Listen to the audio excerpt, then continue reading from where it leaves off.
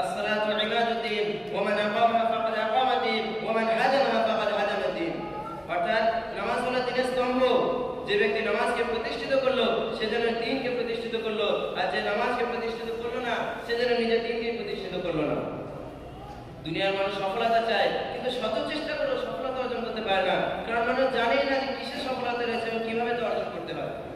তো হয়তো মহান আল্লাহ রাব্বুল আলামিন পবিত্র কোরআনের মধ্যে বললেন, قد أفلح المؤمنون الذين هم في صلاتهم خاشعون।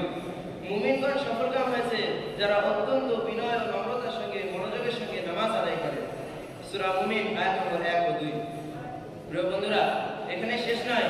নবী করিম সাল্লাল্লাহু আলাইহি ওয়াসাল্লাম নামাজের ফজিলত সম্পর্কে বলেন, যে ব্যক্তি সময় মতো ঠিকঠাক নামাজ আদায় করে তার সমস্ত গুনাহ মাফ হয়ে যায়, জান্নাতের দরজা তার জন্য খুলে দেওয়া হয়, জাহান্নামকে তার জন্য হারাম করে দেওয়া হয়, মুনাফিকের খাতা থেকে নামকে কেটে দেওয়া হয়।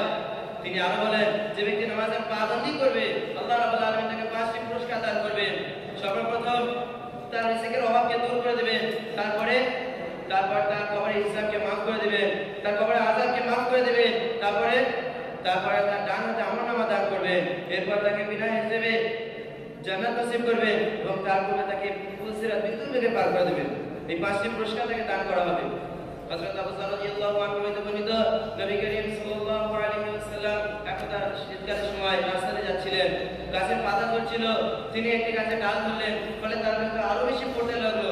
তিনি বললেন, আবু যর, মুসলমান বান্দা যখন ইখলাসের সঙ্গে শুধু আল্লাহর সন্তুষ্টি অর্জনের উদ্দেশ্যে নামাজ আদায় করে, তখন তার গুনাহ সময় এমন ভাবে ঝরে যায় যেমন এই গাছের পাতাগুলি ঝরে ঝরে পড়ছে।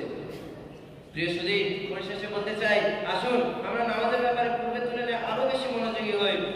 আযানের সাথে সাথে দুনিয়ার সমস্ত কাজে ফারাক হয়ে নামাজের প্রস্তুতি সেরে মসজিদের দিকে রওনা হই।